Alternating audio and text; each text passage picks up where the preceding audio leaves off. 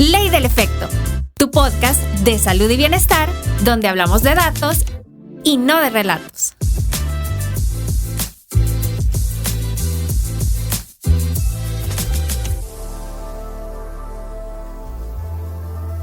Bueno, como decías, muestren su talento, chicas. Hoy nos vas a hablar del talento que has estado practicando. Por favor. Alguien hizo su tarea. Deténganse a escuchar. Ay, voy a respirar, espérense. Reciprocidad. Bien, Casi, bien. casi. Me estoy esforzando. Sí, tuvimos que darle media hora más para empezar el episodio y que pudiera practicar. Pero lo vamos a su hacer más palabra. espontáneo. Reciprocidad. ¿Ahora es una reciprocidad. oración? Ah, no. Mi cerebro ahorita querés que colapse. No. Fue un reto muy avanzado en este momento. Sí. Pero, estamos otro episodio más. Y en súper la emocionante porque seguimos hablando sobre la era del wellness con Sandra. Y yo creo que es primera vez que Sandra está como tal cual exponiendo de su expertise directamente en este podcast. Así que qué honor y que lo hayamos alargado a 2 episodios. Qué emoción. Es que recuerdan, yo sentí que justo en el momento donde íbamos a empezar como a tener una discusión de nuestras ideas, fue como se terminó el tiempo y no nos podíamos quedar así. Sí, no, Jessica tenía demasiadas opiniones atragantadas. Y hoy las vamos a seguir conversando. Pero antes que nada, ya activé nuestro conteo de tiempo para siempre ser efectivas. Y bueno, como lo hablábamos en la primera ocasión, estábamos definiendo desde el origen etimológico de las palabras wellness, well-being y salutismo, que fue el último término que surgió en nuestra conversación. Entonces, para ordenarnos o más bien volver a la conversación en la que nos habíamos quedado, un breve resumen.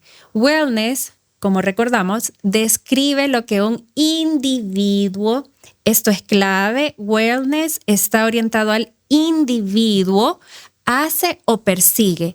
Y well-being describe lo que un individuo o colectividad, en este caso puede ser la sociedad, nación, territorio, tiene o experimenta en un momento dado. Entonces, en resumen,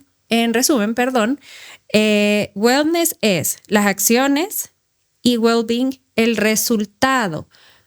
Pero no hay que olvidar algo muy importante y por eso es que en lo particular a mí el término no me gusta o me parece superficial y también muy limitante porque está asociado a lo comercial o a este tema más de el bienestar a través de productos, por ejemplo.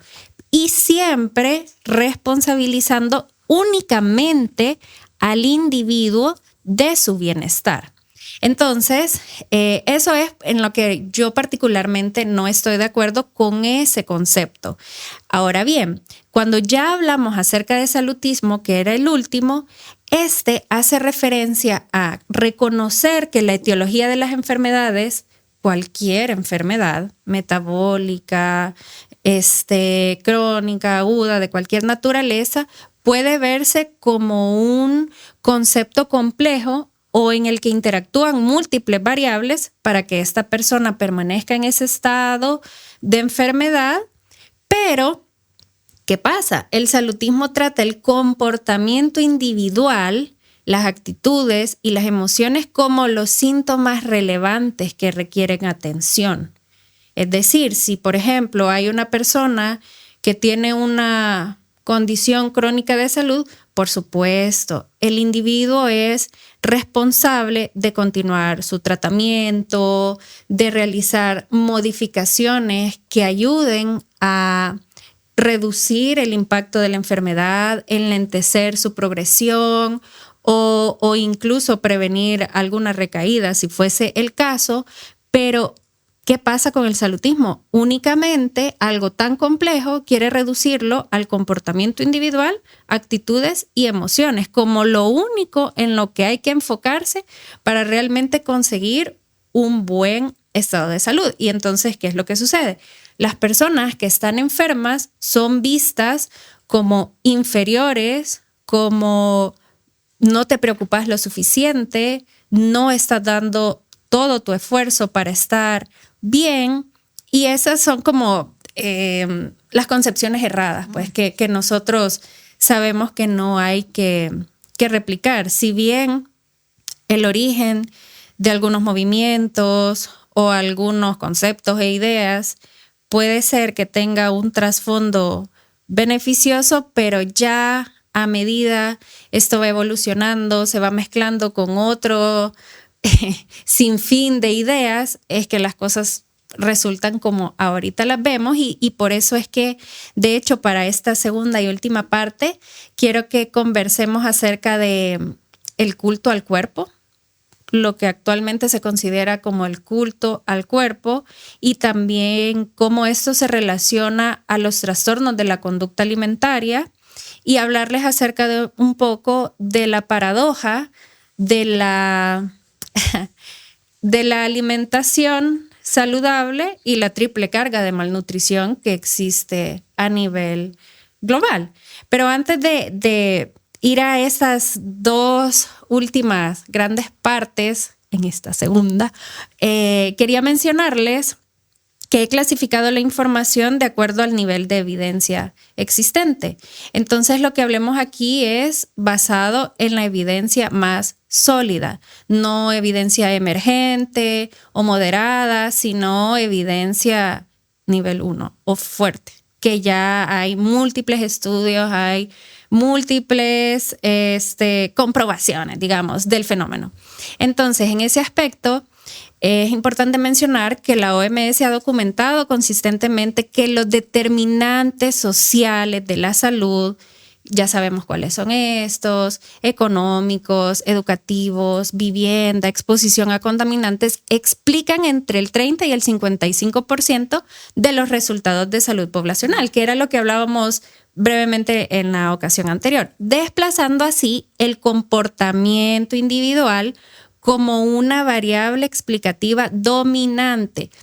Entonces, esto no significa que la variable individual no es importante, pero no es la dominante.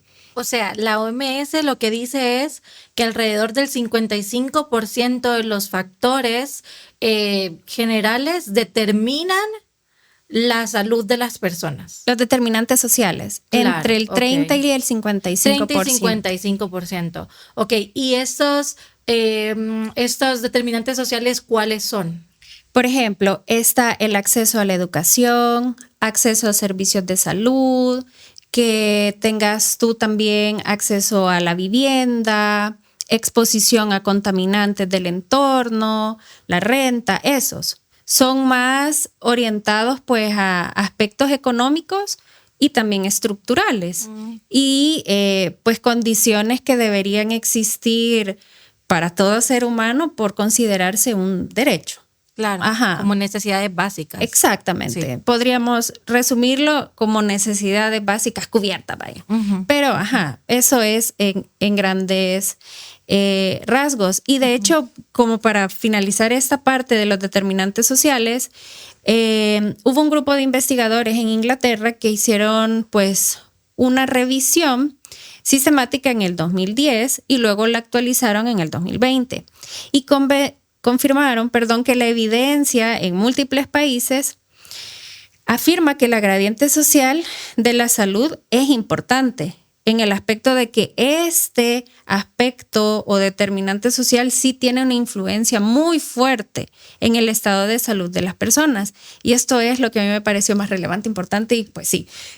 Si se acuerdan de algo, que sea esto. Y que cabal, exactamente. Y que las intervenciones centradas exclusivamente en conductas individuales tienen un efecto marginal en poblaciones con privación estructural. ¿A qué me refiero con esto? Si, por ejemplo, y yo lo he podido observar de primera mano en experiencias territoriales. Si, por ejemplo, yo necesito que cierto grupo poblacional aumente su consumo de hojas verdes porque en ese lugar se han identificado problemas de anemia, por ejemplo. Entonces, el consumo de hojas verdes puede contribuir a mejorar los niveles de hemoglobina y mejorar esta situación nutricional. Pero ¿qué sucede si yo le digo, sí, no, es que usted tiene que comer tantas porciones en el día? Porque sí, eso es lo que le va a resolver el problema. Y esta persona no tiene acceso a servicio de agua segura. No tiene cerca un lugar donde pueda adquirir o producir, estas hojas verdes. O incluso, imaginémonos, sí, tengo las hojas verdes, está bien, las voy a consumir, pero las estoy lavando con agua contaminada. Entonces me estoy comiendo esas hojas verdes y al mismo tiempo parásitos. Entonces, ¿qué estoy haciendo? ¿Estoy resolviendo el problema porque ya se está consumiendo las hojas verdes? ¿Sí o no? Con parásitos. ¿Qué dicen ustedes? O sea, es una cadena, creo yo, o sea, quizás va a mejorar un área, pero vamos a tener otros temas de salud que van a estar ahí.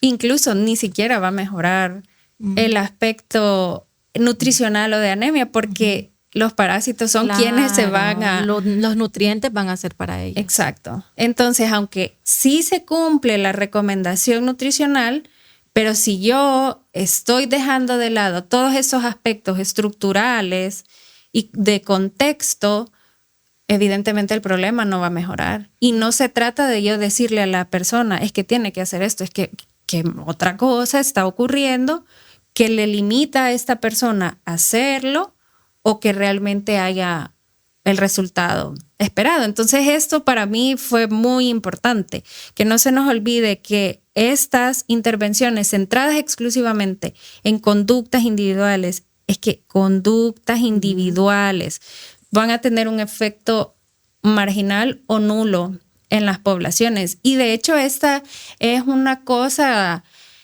bueno, no es el término correcto decir cosa, es un fenómeno que actualmente... No, aquí entre amigas, ya suave. Sí, pero para quienes nos escuchen también, y si pertenecen a áreas afines a la salud, ustedes saben, ¿verdad? Este fenómeno se ha tratado, mejor dicho, de abordar desde otras perspectivas, porque ya se ha estudiado que pues hacer o generar iniciativas que tengan un aspecto meramente conductual a nivel individual no logra los efectos en el largo plazo que se esperan o que sean sostenibles, porque hay ciertas condiciones del entorno que empiezan a fungir como barreras para que esto logre sostenerse. Y eso se lo voy a comentar más adelante cuando hablemos acerca de la malnutrición y algunos términos interesantes que hay que saber cómo reconocer. Pero bueno, esto era un resumen de lo que habíamos hablado. Un resumen digno de Sandra. Sí. Yo me parece bastante como relevante todo lo que has dicho, porque creo que son puntos bien importantes y relevantes, y que si se fijan sí es muchísimo más complejo de solo etiquetar con un término toda una gama de situaciones que están relacionadas y que unas alteran la otra, y que entonces vamos viendo que empezás a jalar algo y se te viene como toda una montaña, ¿no? Esto, si lo pongo como metafóricamente, es como cuando jalás, abrís el closet y no está tan ordenado como se ve desde afuera, porque lo tenés tal cual quizás preparado para que se vea de una determinada forma, pero cuando tú lo abres te cae todo encima. Entonces pienso de esa forma porque creo que cuando empezamos a hablar en el episodio anterior sobre este tema, claro, pareciera que es bien superficial, que está casi como determinado en una zona, y cuando digo eso me refiero a una población específica, pero empezás a evaluar e investigar y empezás a encontrar bastantes cosas que se correlacionan. Entonces, a mí eso me parece interesante. Segundo, ¿en qué momento el cuidado de la salud se vuelve como un mandato casi moral y casi de identidad? Son buenas personas, sí, literal, son buenas personas y está saludable, literal. Y lo que yo les decía la vez anterior, si nos cuestionamos un poquito, quizás el principio de muchas cosas suelen tener muy buenas intenciones, pero cómo esto se va diluyendo porque no podemos tampoco tener tanto control, se vuelve peligroso. Y eso creo yo que es el punto relevante, cuando algo ya se vuelve peligroso de una forma colectiva y masiva, porque lo que ahora tenemos es un alcance a través de redes, que como ya lo hemos conversado nosotras, así como hay beneficios, así hay también un costo, y a veces el costo realmente es dañino, por decirlo así, o perjudicial. Entonces creo que cuando nosotros empezamos a ver, ok, veamos, ¿de qué va esto? Y Sandra trae a colación investigaciones y que sé que las has leído minuciosamente, porque si es importante, datos, no tanto relatos. Nos gustan los relatos. Y yo creo que hay que aclarar también que es que no toda evidencia es buena evidencia, porque hay estudios que no tienen la población correcta, sí, que tienen muchos errores quizás a nivel estadístico, metodológico. Entonces, cuando Sandra habla de que es la evidencia más sólida y está hablando además de una revisión sistemática, o sea que se revisaron varios estudios también relacionados al tema, estamos diciendo la crème de la crème, no puedo decirlo, pero estamos diciendo... A los que hablan francés. Sí, no, yo no puedo decirlo, pero estamos hablando de lo más puro de la evidencia, ¿verdad? Básicamente. Así que es bien interesante porque no es un cuento, no es algo que creo. Sí, y que hay que enfatizar, no se trata o el problema no es que las personas puedan tener comportamientos para autocuidado, es decir, no estamos hablando que cuidar tu salud está mal o que no es suficiente, mis propios comportamientos y porque hay otras cosas que pesan más. No, hay que ser muy enfáticos. Lo que estamos diciendo es que no puedes totalizar que todo y exclusivamente, porque esa sería la palabra, exclusivamente depende de toda una serie de comportamientos que tú vas a realizar porque eres el generador de todo ese bienestar. Estamos diciendo, no, momento, hay una parte que sí te corresponde a ti hacer, que es parte de desarrollar habilidades y conductas de autocuidado en el mundo de la salud y del bienestar, porque hablar, por ejemplo, y decir que ya no solo se entiende salud como ausencia de enfermedad, realmente es un gran progreso. Es decir, que mi cuerpo puede estar bien con prevención, yo puedo estar bien, pero ojo, el otro es el peso donde yo me cuido. Entonces hablamos de que cambia mucho del cuándo, dónde y cómo yo hago estos comportamientos. No es aislado y tratar de entender un comportamiento aislado de su contexto, yo creo que es completamente, te perdiste casi la mitad de la información. Entonces hay que ser muy enfáticos. Estamos diciendo que tanto tiene un peso significativo donde yo vivo, cómo yo me relaciono, el tener ciertos servicios básicos, versus también, no versus, mejor dicho, integrado con mis cuidados, o sea, porque las situaciones te permiten hacer esos comportamientos. Entonces hay un beneficio mayor, pero no es exclusividad de lo que yo haga. Estaba leyendo un libro que ni siquiera, miren, si yo estoy leyendo algo y no lo comparto en redes es porque no lo recomiendo. Así que tampoco les voy a decir el nombre del libro. Pero este libro decía una frase que me pareció muy interesante y yo creo que es útil para este momento. Decía, la gente cambia cuando quiere cambiar. No, por Dios. Eso tiene sus tintes. Exacto, exacto. Eso me recuerda a otras frases que son. Sí. Vamos a hacer un episodio de frases que hay que cuestionarlas, por favor. Entonces, a mí me llamó mucho la atención porque fue como, o sea, me estás diciendo, por ejemplo, que una persona va a dejar de estar deprimida cuando quieras dejar de estar deprimida, o que una persona va a dejar una adicción cuando pueda, o sea, cuando quiera dejar la adicción. O sea, igual es con la alimentación, ¿sabes? Es como, no, esos cambios conductuales no es como, ay, hoy quiero y ya, ¿verdad? Dale, échale ganas, que te dan porras y así para que lo hagas. Bien ofensivo incluso. Y ¿saben qué es lo más ofensivo? Es que a veces uno entra a la consulta médica buscando acompañamiento y lo que te dan es eso. Si usted quisiera cambiar, ya habría cambiado. Ay, no. Pero vaya, pero espérense, también seamos como cuidadosas, porque si hay una línea, y no quiero que tampoco nosotros caigamos en el extremismo. Sí. Es que volvemos al punto, creo que clave. Si hay una variable disposicional, y con esto me refiero que sí sabemos que tenés que tener un pensamiento y un deseo de querer modificar algo para que algunas cosas se modifiquen. O sea, Sí. Es decir, no podemos anular eso. Lo peligroso de utilizar estas frases tan genéricas es justamente que cuando yo las hablo al mundo y las verbalizo como un mandato, no hay chance para que la otra persona pueda cuestionarse en mi contexto y en mi realidad. Y en mi problema yo puedo particular. cambiar esto. Sí. Yo quisiera muchísimas cosas, pero en mi realidad actual, esto se me permite, no se me permite. Entonces volvemos al punto. Hay que tener como ciertas pinzas. Sí, vamos a aclarar algo. Cuando algo queremos modificarlo, sí tenemos que tener claridad del por qué lo queremos modificar y cuáles son esos beneficios propios que yo estoy buscando a la hora de querer modificar algo. Ahora, pero tomarlo de una manera como una regla rígida que funciona para todos igual, ahí está el problema. Ahí está como esas cosas que yo digo, no, momento, hay que detenernos, dar 3 pasos hacia atrás y cuestionarnos un poquito sobre, ¿esto aplica en mi realidad o no aplica? Cuando estás escuchando, por ejemplo, lo que tú dices, que el doctor te dice, si usted quisiera, sí, doctor, yo creo que yo tengo claro que yo quiero.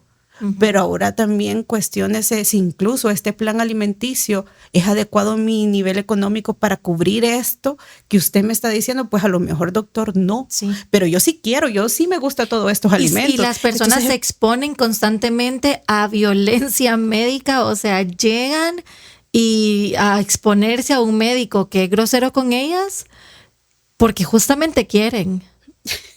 O sea, si no, yo creo que nadie estaría soportando el trato que solemos recibir. pero espérame, no, ¿y cómo es como, me perdiste? ¿Cómo es que quieren?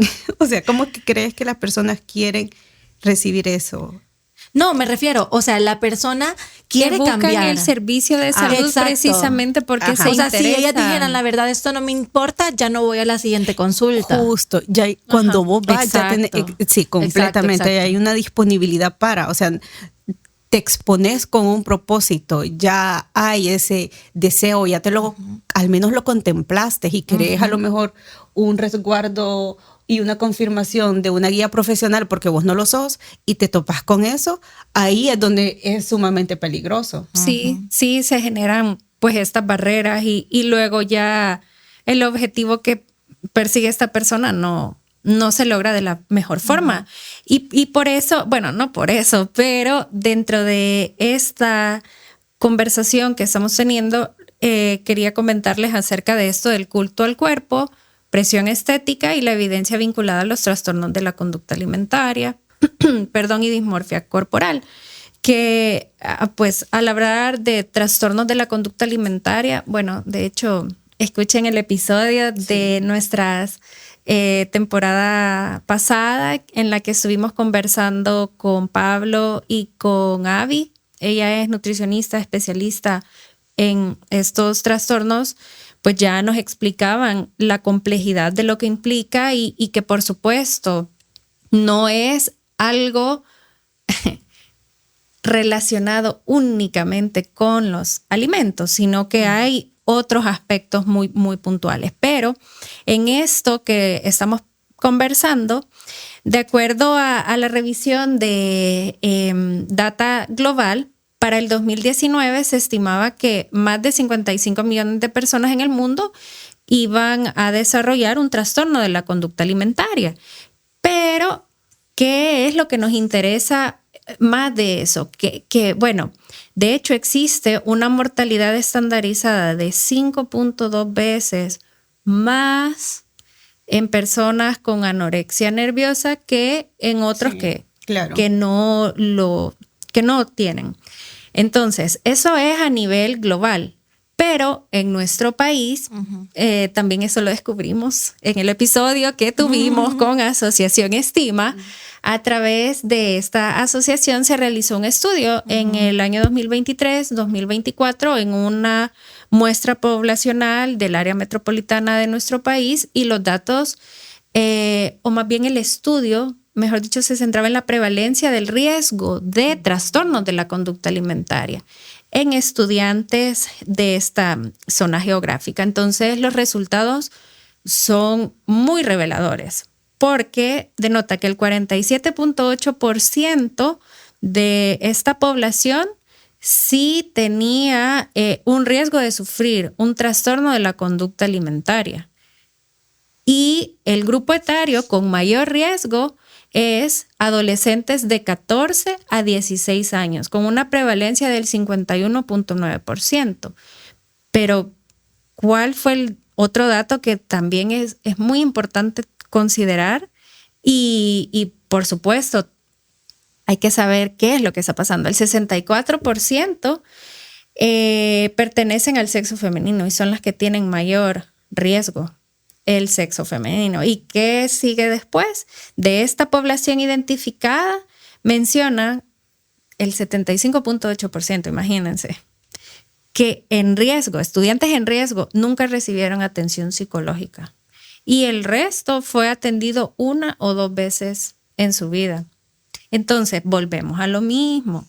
No solo a lo mismo, pero, o sea, hay como ciertos aspectos, y creo que se enlaza con lo que estábamos conversando, el acceso a la atención, o cómo este aspecto profesional tiene que realmente estar alineado al objetivo que se está buscando y no irnos a saber por qué otros lados que finalmente agravan las problemáticas. Entonces, eso es con respecto a los datos que tenemos disponibles en nuestro país. De hecho, creo que Asociación Estima es la que ha iniciado con esta labor de realmente contar con datos acerca de estas problemáticas en la población adolescente, porque de momento, digamos, documentos oficiales a nivel de país no se cuentan. Entonces es importante tener como por lo menos este panorama muestral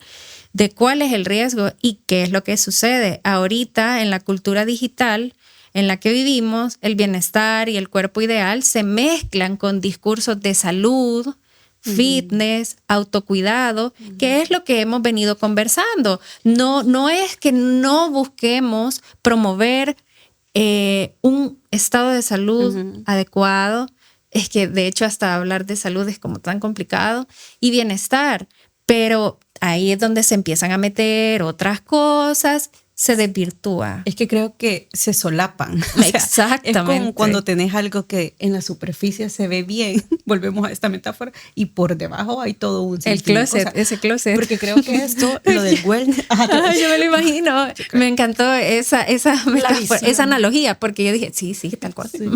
Entonces, tenemos como esta, donde hay todo un paraguas de conductas de salud, de dormir bien, comer bien, cuidarte, hacer ejercicio, y empezás a verlas que en principio nadie te las va a cuestionar. Es decir, está bien que te querrás cuidar. Socialmente se te va a reforzar porque, como hablábamos la vez anterior, tienen una raíz y una validez de evidencia que nos dice que sí, buena higiene de sueño, movernos, hacer ejercicio. Pero ¿qué es lo que pasa? Que se vuelve como una regla rígida. Y yo les decía la vez anterior, entonces es la ilusión de control. Sí.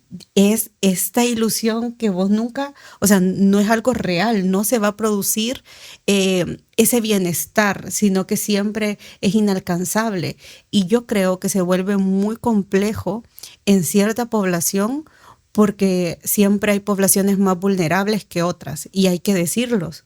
A lo mejor hay cierta población que sí puede parar en ciertas cosas y detenerse un Y poquito. filtrar incluso la información. Sí, no sé si a ustedes les ha pasado. A mí, por ejemplo, el hecho de estar recibiendo constantemente como supleméntate para esto, supleméntate para lo otro. Necesitas, entonces llega un momento en el que yo incluso me pregunto, ¿será que necesito Genera la duda. Sí, saben que a mí ¿será que me necesito pasó. suplementarme? Sí. Pero ¿qué es lo que pasa? Cuando vos vas y te evaluás bajo un enfoque médico tal cual, yo sí he agradecido el hecho que me diga mi doctor, no, Jessica, no necesitas suplementarte. Mira, tus parámetros, tus analíticas están bien, no necesitas más de esto. A lo mejor sí. Y hay que decirlo. Algo tan básico como, y lo digo básico porque se ha hecho y nos han vendido la idea de que un suplemento no es dañino, es algo bueno y preventivo. Pero ¿qué pasa? Por ejemplo, en todos lados puedes encontrar suplementos y no necesitas como algo que Una Una respalde. prescripción receta de médica. venta libre. Ajá, venta libre. Entonces, ¿qué sucede? Vos estás tan constantemente bombardeado por esto que vos de manera casi intuitiva también crees que lo necesitas sin haberte evaluado, sin haber analizado si sí o si no. La venta de vitamina D, por ejemplo. Entonces, es como si fuera casi como, y yo lo tengo que hacer porque mi vecina también lo está haciendo, mi mejor amiga también lo está haciendo, mi mamá también lo está haciendo, y vos lo empezás a ver desde un contexto familiar, individual, a algo que ya te dicen, mire, tome la vitamina D, eso es lo que usted necesita y va a estar menos cansada. Ya te lo puede decir alguien que nunca ha estudiado Cualquier nada. persona. Entonces, ahí es donde yo veo los peligros, porque en esta capa de cuidarse, de bienestar, ya no solo basta estar bien, ahora también tenemos que optimizarnos. Tenemos que retener incluso lo más que puedas cierto deterioro físico, como lo querrás llamar, porque no, te tenés que mantener. Entonces se vuelve muchísimo más complejo. Incluso este término de vitalidad ahora ha salido súper, no sé, se está haciendo súper famoso junto con wellness, ¿verdad? Wellness, fitness, vitalidad, es como mantenerte joven el mayor tiempo posible, como si envejecer fuera algo Es la horrendo. hecatombe. Ajá, O sea, un hay que evitar el peligro. envejecimiento a toda costa. Es increíble, ¿verdad? Y yo les quería contar también con este tema del control, que, bueno, yo usaba, incluso si ven los episodios anteriores, creo que me van a ver con mi reloj. Y que son útiles los relojes Sí. inteligentes. O sea, a mí, por ejemplo, me ayudaban a saber si me había movido, si había caminado, recordarme si hice ejercicio, me recordaban de mis medicamentos que se me olvidan, o sea, ese tipo de cosas. Pero llegó un punto en el que era, o sea, y hoy, y en cómo estoy, y cómo ando, No y he cuánto he caminado, no he completado. no he cumplido, me acostaba, era como, y esa ansiedad, y de por sí, si ya una persona está viviendo ciertas, o está teniendo ciertas conductas más cercanas a la ansiedad, al perfeccionismo, etcétera, o sea, puede ser hasta peligroso. Y si bien sí nos puede servir, nos puede dar parámetros, nos puede ayudar, también nos puede afectar para mal. Y hay que ser como yo creo que por eso es bonito conocerse y entender qué necesito yo en particular como ser humano que está a mi disposición y encontrar médicos que sean confiables, ¿verdad? Médicos que nos puedan escuchar, psicólogos, nutricionistas, o sea, profesionales de la salud que estén actualizados y que no te den soluciones genéricas y virales tampoco, ¿verdad? Porque de hecho muchos profesionales de la salud lamentablemente también entran en este tobogán, corriente. ¿verdad? En esa corriente, sí. Sí, sí, y es que ese es el desafío que siempre, bueno, no es un desafío, más bien es la situación problemática, que siempre se busca simplificar lo complejo, pero de una forma genérica y que, por supuesto, de ninguna manera se va a adaptar a las particularidades. Y con esto de los trastornos de la conducta que hablábamos, que se mezclan estos discursos, de vida saludable y todo lo demás, eso sí se puede llegar a normalizar en esta población, como decíamos, que son vulnerables a conductas alimentarias de riesgo y luego el desarrollo de estos trastornos.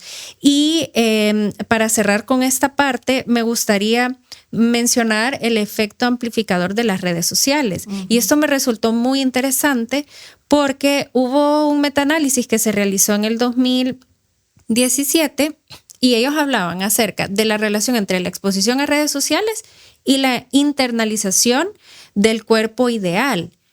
Pero ellos mencionaban que todavía eso no lograba comprenderse en su totalidad, porque sabemos, son múltiples factores, cada red social también tiene sus particularidades, o sea, hay aspectos muy, muy específicos que todavía se están estudiando, pero sí dejan una reflexión importante, y es que las redes sociales operan distinto a los medios tradicionales, o sea, la televisión, la radio y los que a nosotros teníamos acceso previamente.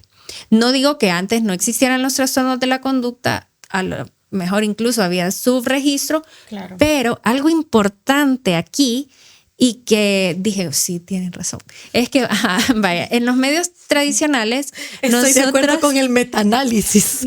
Sí, tal cual, estoy de acuerdo con esa reflexión, porque mencionaban que, vaya, nosotros en los medios tradicionales somos consumidores pasivos, pero actualmente con las redes sociales, nosotros como usuarios somos quienes creamos y compartimos el contenido. O sea, somos activos en ese sentido. Pero ¿qué es lo que pasa? Después, esa persona que ha creado ese contenido es objeto de escrutinio y aprobación por parte de los demás. Entonces es cabal, se retroalimenta el asunto, pues. Y entonces... No, estaba cautivada escuchándote, pero porque me encanta verte que realmente estás cuestionando y estás exponiendo esto de ese gusto, ¿te fijas? Lo está haciendo con placer. Sí, estoy de acuerdo con el metaanálisis. Sí. Pero sí, me parece como bastante interesante lo que estás diciendo. Así que no quiero interferir. Termina. Ay, tan linda. Sí, no, y esto, por supuesto, como les mencionaba, es algo que todavía se está estudiando para comprender cuáles son estos aspectos que realmente influyen, y luego hay otro metaanálisis de otros autores que en este incluyeron 50 estudios, y estos 50 estudios, miren, se nos acabó el tiempo, pero solo esto les voy a decir, para no dejarlos en la inquietud. Incluyeron 50 estudios y en estos se incorporaban 17 países. Entonces, indicaron, esto es lo más relevante, que el uso de las redes sociales conducía a problemas de imagen corporal, trastornos de la conducta, detrimento de salud mental, a través de la comparación social, la delgadez y los ideales corporales. Ahora, se preguntaban cómo o por qué ciertas exposiciones específicas, como por ejemplo las tendencias en redes sociales, ustedes saben, los retos que surgen o que esta persona está haciendo las cosas de determinada forma, se vuelve algo muy popular que las otras desean replicar, el contenido que se promueve fortalece esta relación para desarrollar un trastorno de la conducta. Pero, por otro lado, la alfabetización en redes sociales, que es lo que nosotros conversábamos, saber cómo filtrar o cómo discriminar entre este contenido, si me es útil, o este contenido pues no va en línea de algo basado en evidencia, y que este ya es otro tema más profundo, pero también debo decir la aceptación corporal. Con aceptación corporal volvemos a lo mismo, ¿vea? No es que se promueven conductas de riesgo ni no estar atento al estado de salud de nosotros, pero estamos hablando de diversidad corporal, porque eso sí es importante. Entonces, ante la aceptación corporal, esto actúa como factores protectores ante un posible ciclo, pues, para desarrollar conductas o trastornos de la conducta alimentaria. Entonces, miren, habían más cosas. De hecho, yo creo que hay que seguir hablando de esto. Sí, la verdad. Habían más cosas, y de hecho quiero compartirles algo importante que no estaba relacionado en sí a lo que les acabo de platicar, pero que sí me dejó pensando y quiero saber qué es lo que opinan ustedes. Fíjense que estaba buscando un artículo, pero es muy nuevo y no logré encontrar el acceso. Entonces solo pude revisar como el resumen. Ajá. Entonces la autora, me pareció tan interesante, mencionaba, su pregunta clave era, ¿de quién es la salud que importa a la hora de definir qué es un alimento saludable? ¿Por qué ella planteaba esto o en qué sentido lo hacía? En el aspecto de dar a relucir o comprobar, en ese aspecto, como les digo, no lo pude revisar, pero sí me dejó como pensando de que muchas veces los estudios que afirman que hay que seguir estas recomendaciones o que esto y esto hay que hacer, están realizados en poblaciones con ciertas características, la mayor parte del tiempo. Y hay muchas poblaciones que se dejan fuera. Y entonces ella por eso se planteaba, al momento de establecer ciertas recomendaciones de salud, ¿a quién se toma en cuenta? Y a quién se deja fuera. Entonces esa es como una reflexión nada más. No estoy diciendo que no hay que comer bien. Que comer bien. Yo creo que ha quedado súper claro. O sea, creo que es complejo, pero en su esencia tiene cierta simpleza. Y es que el cuidado personal es importante. O sea, todas las acciones que podamos hacer por nuestro bienestar. Ajá, ya está la palabra, ¿verdad? Sí, como, pero sí, por nuestro bienestar, nuestra calidad de vida son buenas, o sea, está bien lo que podamos hacer, pero también hay que reconocer que hay muchos factores que no dependen de nosotros y que son muchísimo más grandes que nosotros, que influyen también en nuestros estados de salud, ¿verdad? Y obviamente creo que para mí es también estar muy alerta de lo que las redes sociales nos están pudiendo hacer sentir o por qué ola nos están mandando, porque, por ejemplo, o sea, hay muchos fenómenos que se pueden ver. Los runners, ¿verdad? Que de repente todo el mundo corre, o de repente todos queremos probar el matcha, o de repente todos quieren probar tal fruta, y que son de otros lugares del mundo, que no es comida de acá y cosas por el estilo, que ojo, o sea, no es que esté mal, pero el problema es que creemos que ese es el deber ser. Y si no lo hacemos, experimentamos esa sensación de estar quedando fuera y de que hay algo mal con nosotros. Entonces, también como que hay que tener mucho ojo con qué estamos viendo y a quién escuchamos, porque el contenido corto es súper peligroso. Sí, y como estoy súper de acuerdo con eso, y como reflexión final, aquellas personas que tienen público o que están frente a una red social, que sean Decímelo mirándome a los ojos. Que sean responsables acerca del contenido que comparten, porque sí, pues hemos visto muchos que sí, pero es que tú tienes que hacer esto y si no lo haces, entonces es porque no te interesa. Entonces, como cambiar ese discurso, pero desde el conocimiento, no desde lo superficial. Entonces, ahí nos cuentan qué opinan ustedes también acerca de la era del wellness. ¿Qué cosas han aprendido o qué cosas han estado haciendo en estos temas? Chao.